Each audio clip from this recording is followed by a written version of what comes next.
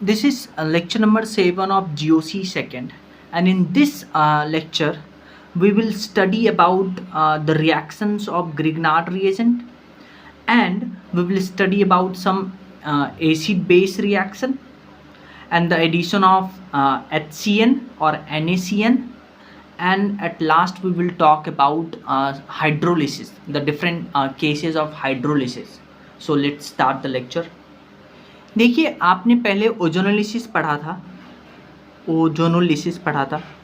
Ozonolysis में आप क्या करते थे, डबल बॉन्ड या ट्रिपल बॉन्ड तोड़ करके आप दोनों तरफ ऑक्सीजन ऐड करते थे।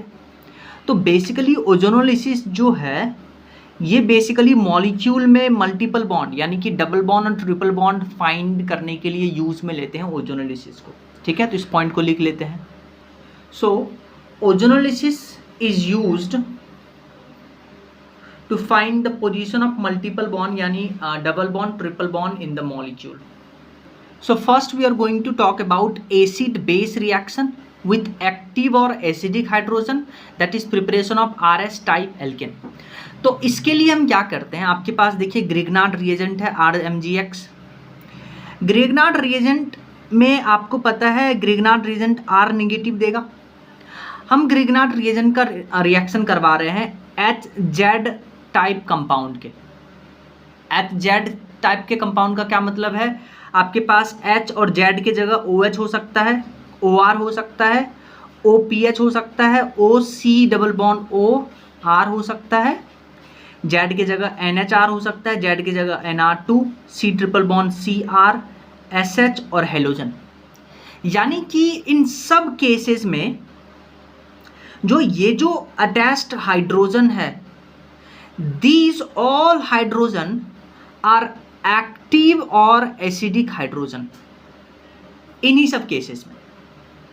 तो क्या होगा, जो आपका ग्रिग्नार्ड रिएजेंट का R नेगेटिव पार्ट है वो क्या करेगा, हर एक कंपाउंड में से इस H प्लस को निकाल करके RH टाइप का एल्केन बनाएगा। यानी कि RMgX का आप रिएक्शन करवाइए H2O के साथ में तो RH बनेगा, इसके साथ में RH बनेगा, इसके साथ में RH बनेगा, सिमिलरली सबके साथ में। यानी कि RMgX का रिएक्शन करवा रहे हैं इन सब के साथ में, तो एक्टिव हाइड्रोजन R नेगेटिव के साथ जुड़ करके आपके पास एल्केन बनेगा, और साथ में ये जो MgX और साथ में ये जो Z ग्रुप है, MgX और साथ में Z ग्रुप, यहाँ Z क्या क्या हो सकता है, OH, OR, OPH, सिमिलरली ये सब। ठीक है, अब देखिए ध्यान से, यानी Z जो है H को हटा करके जो रिमेनिंग पार्ट है वो है Z। अब देखिए, मान लेते हैं कि अगर RH बन रहा है इसके रिएक्शन से RH बन रहा है, तो कहीं ना कहीं इन सब कंपाउंड में एक्टिव हाइड्रोजन होगा। तो इसको बुलाते हैं एस्टिमेशन ऑफ एक्टिव और एसिडिक हाइड्रोजन। तो इसको बुलाते हैं एस्टिमेशन ऑफ एक्टिव और एसिडिक हाइड्रोजन। इसको बेसिकली इस मेथड को कि किसी कंपाउंड में एक्टिव या एसिडिक हाइड्रोजन है, इसको बुलाते हैं जेरेविटनॉफ मेथड। यानी कि एज RH बना है तो एक्टिव और एसिडिक हाइड्रोजन प्रेजेंट होगा, तो यानी कि हमको पता चल गया कि इस सारे कंपाउंड में एक्टिव या एसिडिक हाइड्रोजन है, तो इसको बुलाते हैं जेरेविटनॉफ मेथड। ये बेसिकली प्रैक्टिकल ऑर्गेनिक केमिस्ट्री का पार्ट है। ठीक है, तो अगर कहीं आपको अगर ऐसे बोल दे आपको टिप टिप बरसा RH, तो ये जेरेविटनॉफ मेथड है। तो टिप टिप बरसा RH, सो ये जेरेविटनॉफ मेथड। तो आपको समझ में आया। कहीं भी आपको एसिडिक हाइड्रोजन दिखे, RMgX ग्रिग्नार्ड रिएजेंट का R नेगेटिव उस एसिडिक हाइड्रोजन के साथ ज्वाइन करके एल्केन बनेगा, और बाकी MgX और Z में ये सब ग्रुप हो सकते हैं। डन। जैसे आप इस क्वेश्चन को देखिए, आपके पास है ग्रिग्नार्ड रिएजेंट CH3MgBr, तो आपके पास ये देखिए RMgX आप लिखते हैं, तो यहाँ R नेगेटिव लगाते हैं, तो सिमिलरली CH3 नेगेटिव।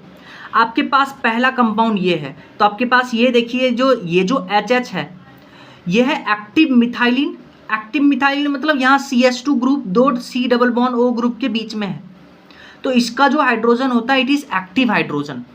यानी एसिडिक हाइड्रोजन। सिमिलरली NO2 और साथ में CH2 दूसरा कंपाउंड ये है, तो ये भी एसिडिक हाइड्रोजन है। तो यहाँ से और यहाँ से हाइड्रोजन निकल करके CH3 प्लस H आपके पास क्या बनाएगा, CH4 मीथेन। सिमिलरली ये देखिए, जब आप यहाँ से हाइड्रोजन निकालिएगा तो यहाँ नेगेटिव आएगा, यहाँ जैसे ही नेगेटिव आया तो ये कंपाउंड एरोमेटिक हो गया, यानी ये भी एसिडिक हाइड्रोजन है। तो ये एसिडिक हाइड्रोजन CH3 नेगेटिव के साथ मिल करके CH4 बनाएगा। तो यानी कि ये तीनों compound are source of H+। ठीक है, नेक्स्ट रिएक्शन देखिए आपके पास है PHMgBr। ये भी ग्रेगनार्ड रिएजेंट है, मैंने आपको बोला था ArMgBr। तो यहाँ से Ar नेगेटिव यानी कि PH नेगेटिव निकलेगा। ये देखिए is a source of acidic hydrogen, तो ये PH नेगेटिव और H+ जुड़ करके आपके पास देखिए बेंजीन बना रहा है। और बाकी पार्ट को तो हम लिख ही सकते हैं, बाकी पार्ट क्या बनेगा, MgBr और OR, ये बाकी पार्ट बन गया। बाकी पार्ट का तो हम बात ही नहीं करेंगे। सिमिलरली ये क्वेश्चन देखिए IIT में आया है, ये देखिए ग्रेगनार्ड रिएजेंट आपको दिया है RMgX, तो यानी R नेगेटिव यानी CH3 whole thrice C negative बनाएंगे। यहाँ D2O में देखिए क्या मिलेगा आपको, D2O में OD negative plus D positive, तो ये वाला पार्ट और ये वाला पार्ट जुड़ करके आपके पास देखिए ये बनाएगा, और साथ में MgODI बनाएगा। ठीक है, अब नॉर्मली जब आप ग्रेगनार्ड रिएजेंट का रिएक्शन करवाते हैं एक्टिव हाइड्रोजन के साथ में तो आपके पास एल्केन बनता है, लेकिन ये एक केस है जिसमें मेजर प्रोडक्ट एल्केन नहीं बनता है। तो इस केस को याद रखना है। क्या केस क्या है, आपने लिया ग्रेगनार्ड रिएजेंट और ग्रेगनार्ड रिएजेंट का आप रिएक्शन करवा रहे हैं क्लोरामाइन। क्लोरामाइन का फॉर्मूला होता है NH2Cl। NH2Cl को क्लोरामाइन बुलाते हैं।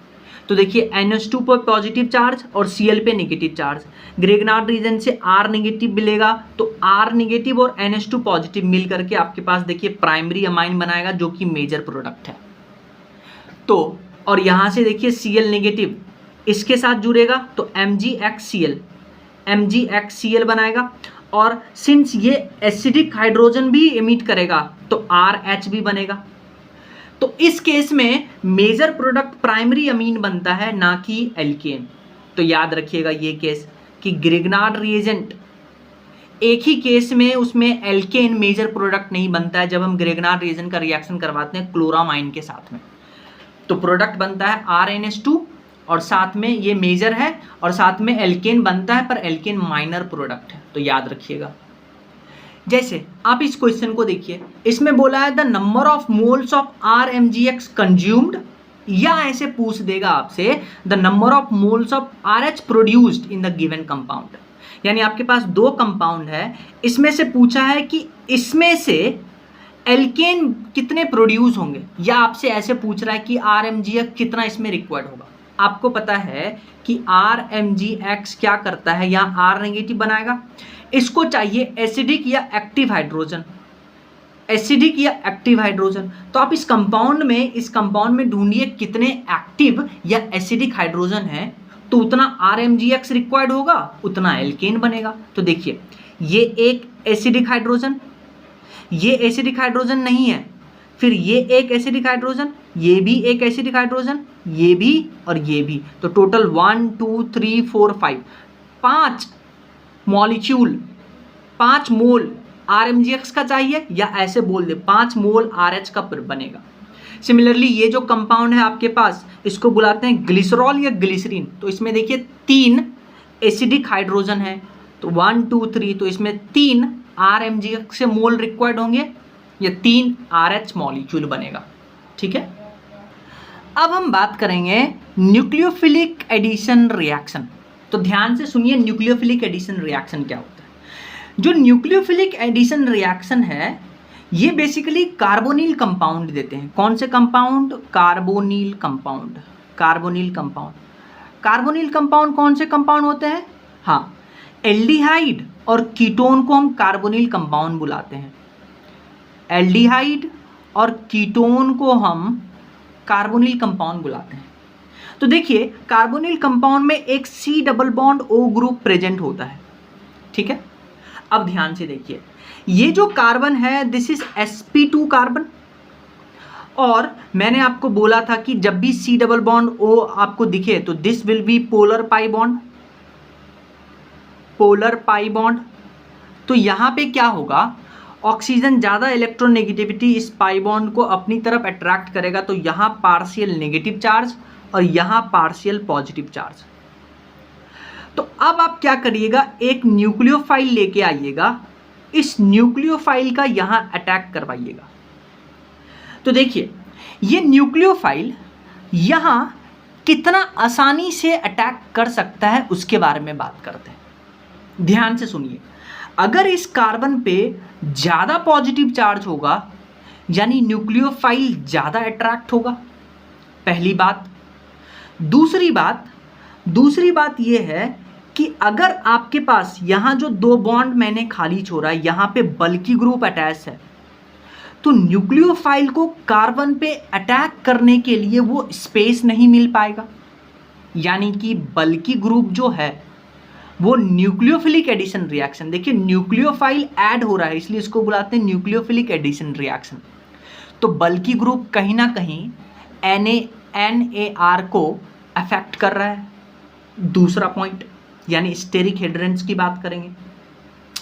तीसरा पॉइंट देखिए, न्यूक्लियोफाइल जो है वो इलेक्ट्रोफाइल पे अटैक करेगा, यानी कि इस कार्बोनिल कंपाउंड में जितना ज़्यादा इलेक्ट्रोफिलिसिटी कैसे होगा। फॉर एग्जाम्पल मान लेते हैं कि यहाँ मोर पॉजिटिव करना है, इस कार्बन पे मोर पॉजिटिव करना है। मोर पॉजिटिव करने का मतलब यहाँ से इलेक्ट्रॉन को और खींचना है, जितना खींचेंगे उतना पॉजिटिव चार्ज आएगा, जितना पॉजिटिव चार्ज आएगा न्यूक्लियोफाइल उतना आसानी से अटैक करेगा। तो क्यों ना यहाँ पे कोई ऐसा ग्रुप लगा दे जो इलेक्ट्रॉन खींचे, और आपको पता है इलेक्ट्रॉन कौन खींचता है, -m -i। यहाँ पे -h की बात नहीं करते हम इस केस में, यहाँ पे भी -m -i वाला ग्रुप इलेक्ट्रॉन को खींचेगा, मोर पॉजिटिव बनाएगा, उतना ज़्यादा न्यूक्लियोफाइल अटैक करेगा, यानी कि इस कार्बन का इलेक्ट्रोफिलिसिटी बढ़ गया। डन। तो क्या हम यहाँ पे बुला सकते हैं कि जो NAR के टुवर्ड्स जो रेट होगा, rate towards NAR will be directly proportional to more positive charge on carbon sp2। और ये मोर पॉजिटिव चार्ज कब आएगा, जब यहाँ पे आप -m और -i इफेक्ट लगाइएगा, और -m -i लगाइएगा तो इसका इलेक्ट्रोफिलिसिटी बढ़ जाएगा। या आप ऐसे बोल सकते हैं कि जितना ज़्यादा स्टेरिक क्राउडिंग उतना कम रिएक्टिविटी, क्योंकि न्यूक्लियोफाइल को जगह ही नहीं मिलेगा। तो इस पॉइंट को लिखते हैं। So nucleophilic addition reaction is the characteristic reaction of carbonyl compound. Carbonyl compound कौन से कंपाउंड होते हैं, एल्डिहाइड कीटोन को।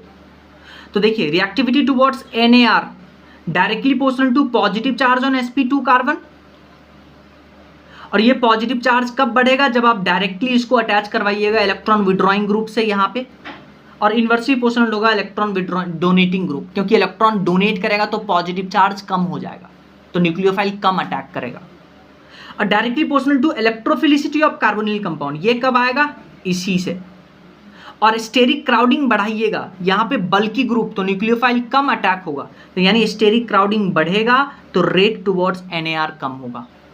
रह जाएगा याद, बहुत बढ़िया। अब एक इंपॉर्टेंट पॉइंट सुनिए, मैंने बोला था कि NAR is the characteristic reaction of carbonyl compound. Carbonyl compound में एल्डिहाइड भी होते हैं, कीटोन भी होते हैं। तो हम ये बात करते हैं एल्डिहाइड और कीटोन में सबसे ज़्यादा रिएक्टिव कौन होगा टुवर्ड्स NAR।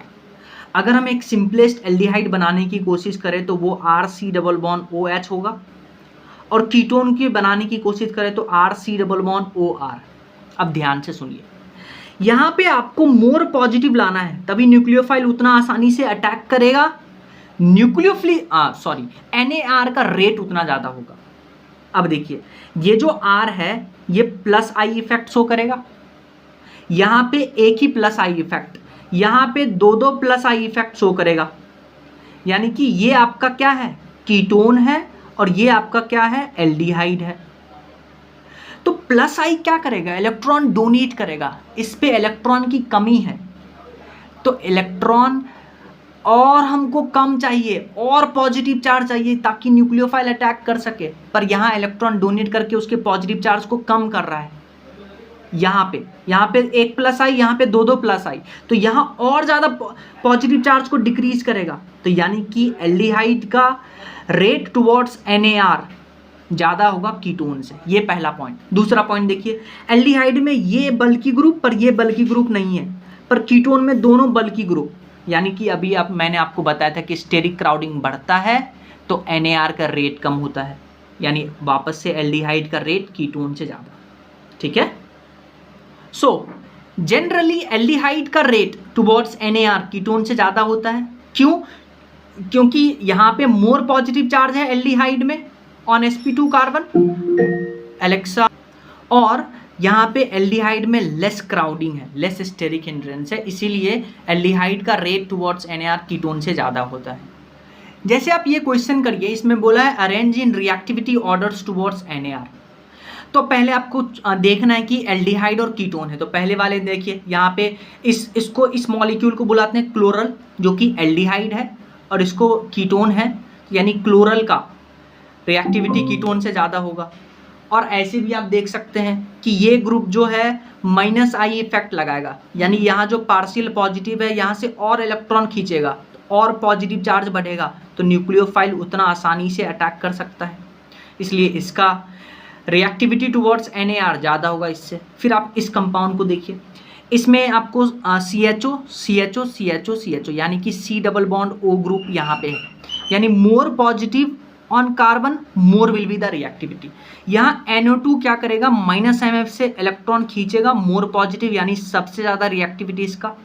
क्लोरीन का -I, CH3 का +H, और यहाँ पे कोई ग्रुप नहीं है। +H तो क्या करेगा, इलेक्ट्रॉन डोनेट करके जो पॉजिटिव चार्ज है उसको डिक्रीज करेगा, तो सबसे कम रिएक्टिविटी तो C का हो जाएगा, तो सबसे कम रिएक्टिविटी C का। फिर D का, A और B में ये -M है, तो ये बहुत ज़्यादा इलेक्ट्रॉन खींचेगा, तो और पॉजिटिव चार्ज बढ़ाएगा, तो और रिएक्टिविटी बढ़ेगा, तो सबसे ज़्यादा A का रिएक्टिविटी, फिर B, फिर C, फिर D, फिर C।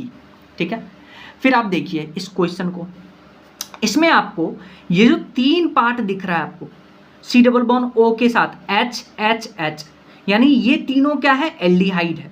उसमें से भी ये दोनों जो है, दिस इज एलिफेटिक एल्डिहाइड, और इसमें PH अटैच है, तो this is aromatic aldehyde, C double bond O, H और PH। और यहाँ पे देखिए आपके पास कीटोन दिख रहा होगा, C double bond O, methyl methyl, methyl phenyl, phenyl phenyl, यानी ये तीनों कीटोन है। इसमें से भी ये है एलिफेटिक कीटोन और ये दोनों है एरोमेटिक कीटोन, क्योंकि फिनाइल ग्रुप आ गया।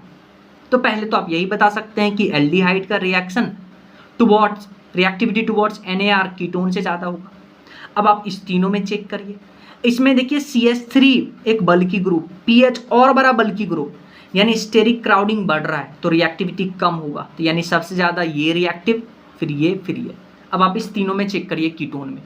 अगेन वापस से मिथाइल का स्टेरिक क्राउडिंग, यहाँ मिथाइल और फिनाइल का स्टेरिक क्राउडिंग, यहाँ फिनाइल और फिनाइल का स्टेरिक क्राउडिंग, यानी स्टेरिक क्राउडिंग बढ़ रहा है तो रिएक्टिविटी कम होगा, तो सबसे ज़्यादा ये रिएक्टिव, फिर ये रिएक्टिव। यानी एलिफेटिक एल्डिहाइड का रिएक्टिविटी सबसे ज़्यादा, फिर एरोमेटिक एल्डिहाइड का, फिर एलिफेटिक कीटोन का, फिर एरोमेटिक कीटोन का। नेक्स्ट हम बात करेंगे एडिशन ऑफ HCN, यानी कि जब हम HCN हाइड्रोजन साइनाइड का एडिशन करवाएंगे तो आपके पास जो प्रोडक्ट बनेगा दैट विल बी साइनोहाइड्रिन। देखिए ध्यान से सुनिए, जो आपके पास HCN होता है it is a weak acid. Weak acid कहने का मतलब क्या है कि ये उतना आसानी से H+ और Cn- में कन्वर्ट नहीं होगा। देखिए HCN का जब आप एडिशन करवा रहे हैं तो अल्टीमेटली आपको न्यूक्लियोफाइल चाहिए, और न्यूक्लियोफाइल तो Cn- है, और सिंस HCN एक वीक एसिड है तो H+ Cn- में उतना आसानी से कन्वर्ट नहीं होगा, यानी कि न्यूक्लियोफाइल उतना आसानी से हमें नहीं मिल रहा है, यानी HCN is a poor source of Cn-, तो रेट ऑफ रिएक्शन जो होगा वो स्लो होगा। तो हम क्या करते हैं, रेट ऑफ रिएक्शन को फास्ट करने के लिए यहां पे हम बेस लेंगे। तो बेस क्या करेगा, HCN में से H+ को उड़ा ले जाएगा और आपके पास न्यूक्लियोफाइल बचा Cn-। So when base is taken, यानी बेस कैटेलाइज्ड की बात करते हैं, तो HCN में से बेस क्या करेगा, H को ले जाएगा और आपके पास CN माइनस, अल्टीमेटली यही तो न्यूक्लियोफाइल बनाना था, यानी रेट ऑफ रिएक्शन फास्ट हो जाएगा। तो देखिए ध्यान से सुनिए, एडिशन ऑफ HCN करवाने के लिए आपके पास जो रिएजेंट होना चाहिए वो ये रिएजेंट होना चाहिए। या तो आपको एरो पे कार्बोनिल कंपाउंड दे दे और कार्बोनिल कंपाउंड के साथ लिख के दे दे HCN in presence of base, या NaCN, ये सॉल्ट है तो कंप्लीटली टूटेगा, साथ में HCl।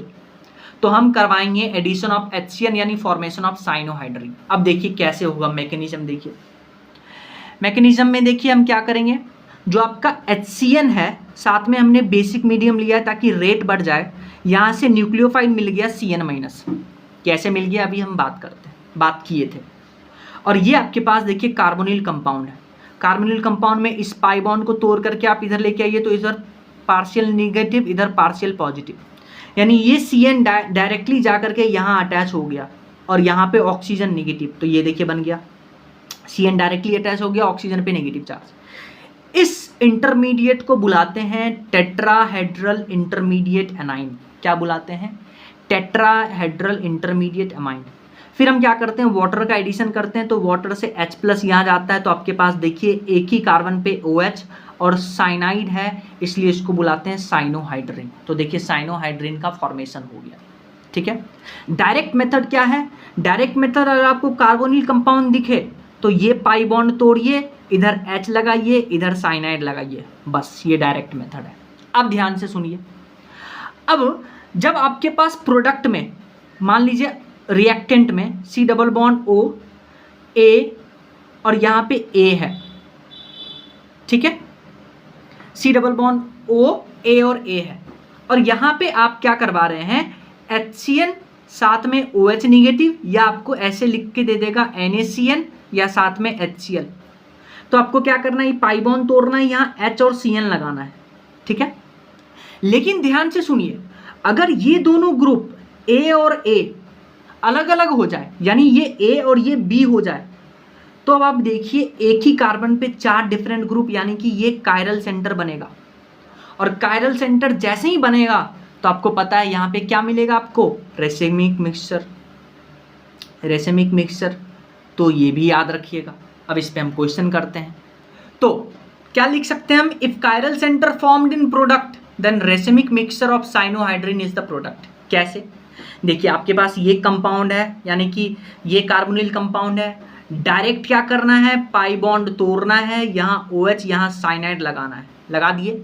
अब देखिए आप एक ही कार्बन पे 4 डिफरेंट ग्रुप, यानी कि आपको जो प्रोडक्ट में मिल रहा है प्रोडक्ट, उसमें कायरल सेंटर है, एक कायरल सेंटर है, तो रेसमिक मिक्सचर आंसर, 4 ऑप्शन था, रेसमिक मिक्सचर मार के आएंगे। सिमिलरली आप इस क्वेश्चन को देखिए, इसमें बोला है which of the following compound form racemic mixture of cyanohydrin, यानी कि इन सब में से कौन कंपाउंड जो है रेसिमिक मिक्सचर बनाएगा। अब आप ध्यान से देखिए, सब में कार्बोनिल कंपाउंड है, तो की कॉन्सेप्ट क्या है, कार्बोनिल कंपाउंड में दोनों तरफ अगर अलग अलग ग्रुप हो गया तो वो पक्का रेसिमिक मिक्सचर बनाएंगे। यहाँ देखिए कार्बोनिल कंपाउंड के पास दोनों सेम ग्रुप, रेसिमिक मिक्सचर नहीं बनाएगा। यहाँ डिफरेंट ग्रुप रेसिमिक मिक्सचर बनाएगा, यहाँ डिफरेंट ग्रुप रेसिमिक मिक्सचर बनाएगा, सेम ग्रुप रेसिमिक मिक्सचर नहीं बनाएगा। यहाँ डिफरेंट ग्रुप रेसिमिक मिक्सचर बनाएगा, यहाँ पे इधर गए सेम ग्रुप, इधर गए सेम ग्रुप, ये भी नहीं बनाएगा। तो ऐसे क्वेश्चन सॉल्व करना है। नेक्स्ट क्वेश्चन देखिए, आपके पास ये है कार्बोनिल कंपाउंड और HCN रिएजेंट। ध्यान से सुनिए, कार्बोनिल कंपाउंड पे ये रिएजेंट मिले तो एडिशन ऑफ HCN करवाना है, या आपको ये दे दे HCN साथ में बेसिक मीडियम या NaCN HCl। तो आप क्या करिएगा, पाई बॉन्ड तोड़िए, H और CN लगाइए। तो अब आप देखिए एक ही कार्बन पे एक डिफरेंट ग्रुप, दूसरा, तीसरा, चौथा डिफरेंट ग्रुप, यानी कि यहाँ पे भी रेसिमिक मिक्सचर मिलेगा। प्रोडक्ट बनाना समझ में आया। सिमिलरली ये कंपाउंड देखिए, वेरी इंपॉर्टेंट, आपके पास ये क्वेश्चन में गिवन है कि इस कंपाउंड पे हमने NaCN और साथ में HCl लिया है, तो बताइए प्रोडक्ट क्या बनेगा। अब ध्यान से देखिए, यहाँ कार्बोनिल कंपाउंड साथ में H है, यहाँ पे C डबल बॉन्ड OH है, तो यहाँ से आपको न्यूक्लियोफाइल मिलेगा CN निगेटिव, Cn नेगेटिव का एडिशन करवाना है, यहाँ तो बहुत आसानी से एडिशन हो जाएगा Cn नेगेटिव का। पर यहाँ देखिए ये ग्रुप जो है प्लस एम ग्रुप है, प्लस एम ग्रुप क्या करेगा, इलेक्ट्रॉन डोनेट करके जो कार्बन पे पॉजिटिव बन रहा था उसको डिक्रीज कर देगा, यानी कि रेट टुवर्ड्स NAR, न्यूक्लियोफिलिक सब रेट टुवर्ड्स NAR वो डिक्रीज कर जाएगा, रेट टुवर्ड्स NAR डिक्रीज कर जाएगा, यानी COOH जो है वो इसके साथ रिएक्ट नहीं करेगा, CHO रिएक्ट करेगा। तो देखिए आप CHO रिएक्ट करके ये प्रोडक्ट बनाएगा, COOH एज इट इज रह गया। तो ऐसे करना है, तो ये NCERT का क्वेश्चन था। अब हम बात करने जा रहे हैं हाइड्रोलिसिस के बारे में, यानी हाइड्रोलिसिस जो है एक तो एसिडिक मीडियम में करवाएंगे, एक हम अल्कलाइन मीडियम में करवाएंगे। तो दो केस में, दो मीडियम में हम हाइड्रोलिसिस करवा रहे हैं। पहले हम करवा रहे हैं साइनाइड का hydrolysis in acidic medium. Cyanide को हम नाइट्राइल भी बुलाते हैं, याद रखिएगा। तो जब आप साइनाइड के एसिडिक मीडियम में हाइड्रोलिसिस करवाते हैं तो उसको बुलाते हैं कंप्लीट हाइड्रोलिसिस।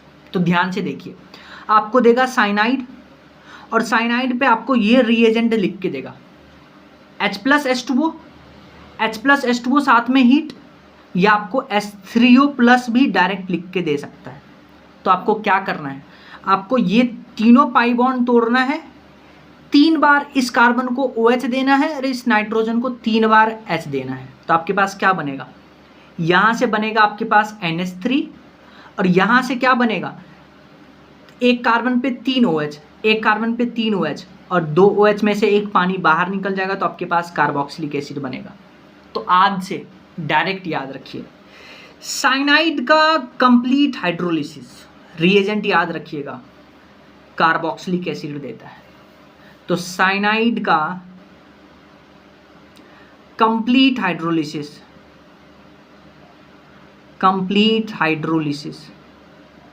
क्या देगा, कार्बोक्सिलिक एसिड। याद रखिएगा कैसे हुआ, मैकेनिज्म कॉम्प्लेक्स है, डायरेक्ट याद रखिएगा। फिर आपके पास ये जो कंपाउंड है RCH डबल बॉन्ड NH, इसको बुलाते हैं एल्डीमाइन। क्या बुलाते हैं, एल्डीमाइन। इसमें से सेम रिएजेंट यूज कर रहे हैं H3O+, यानी एसिडिक हाइड्रोलिसिस। क्या करिए, इस दोनों पाई बॉन्ड को तोड़िए, इधर OH, इधर OH, इधर H और इधर H। तो यहाँ से क्या मिलेगा आपको, NH3, यहाँ से मिलेगा NH3 और यहाँ से आपको मिलेगा RCH OH, पानी बाहर निकाल दीजिए तो आपके पास यहाँ से मिल जाएगा एल्डिहाइड, यानी एल्डीमाइन से RCH डबल बॉन्ड NH से आपको एल्डिहाइड मिल रहा है, ये भी याद रखिएगा। फिर सुनिए, फिर आप क्या ले रहे हैं, फिर हम ले रहे हैं एल्कलाइन हाइड्रोलिसिस। क्या है, इसको पार्शियल हाइड्रोलिसिस भी बुलाते हैं। क्या होता है, ध्यान से सुनिए। अगेन वापस से हम साइनाइड ले रहे हैं, साइनाइड पे एक बार हमने हाइड्रोलिसिस करवाया है पर बेस के प्रेजेंस में, तो इसको बुलाते हैं पार्शियल हाइड्रोलिसिस। तो क्या होगा, हमेशा याद रखिएगा जब साइनाइड का पार्शियल हाइड्रोलिसिस करवाइएगा, रिएजेंट याद रखिएगा water in presence of basic medium, तो आपके पास अमाइड बनेगा। कंप्लीट हाइड्रोलिसिस करवाते थे तो आपके पास कार्बोक्सिलिक एसिड बनता था, लेकिन पार्शियल हाइड्रोलिसिस करवाइएगा साइनाइड का तो आपके पास अमाइड बनेगा, RC डबल बॉन्ड ONH2। अब ध्यान से सुनिए, या आप ऐसा कंडीशन ले लीजिए, ये इंपॉर्टेंट कंडीशन है, सुनिए। वाटर लिए इन बेसिक मीडियम, अगर सिर्फ इतना लिए तो साइनाइड से बनेगा अमाइड, लेकिन साथ में यहाँ पे हम हीट दे रहे हैं, वाटर है, बेसिक मीडियम है, साथ में हीट दे रहे हैं। तो ध्यान से देखिए क्या बनेगा, पहले यहाँ पे बनेगा सॉल्ट ऑफ कार्बोक्सिलिक एसिड। क्या बनेगा, सॉल्ट ऑफ कार्बोक्सिलिक एसिड। यहाँ भी कंप्लीट हाइड्रोलिसिस होगा, सॉल्ट ऑफ कार्बोक्सिलिक एसिड बनेगा। कब, जब आप साइनाइड का बेसिक मीडियम में हाइड्रोलिसिस करवा रहे हैं, साथ में हीट दे रहे हैं। अगर सिर्फ आप इतना लेते हैं, water in presence of basic medium, तब तो अमाइड बनेगा, लेकिन साथ में हीट ले लिए तो यहाँ बनेगा सॉल्ट ऑफ कार्बोक्सिलिक एसिड। वापस से इस पे आप H+ एसिडिफिकेशन करवा दीजिए, आपके पास कार्बोक्सिलिक एसिड मिलेगा। ठीक है, जैसे ये देखिए, ये पार्शियल हाइड्रोलिसिस कैसे होता है उसको देखिए।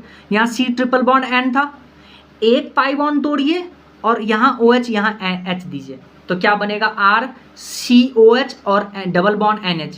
फिर आप यहाँ पे टॉटोमेरिज्म करवा दीजिए, तो टॉटोमेरिज्म करवाइएगा तो H इधर जाएगा और पाई बॉन्ड इधर जाएगा, तो आपके पास बन जाएगा RC डबल बॉन्ड ONH2 यानी अमाइड।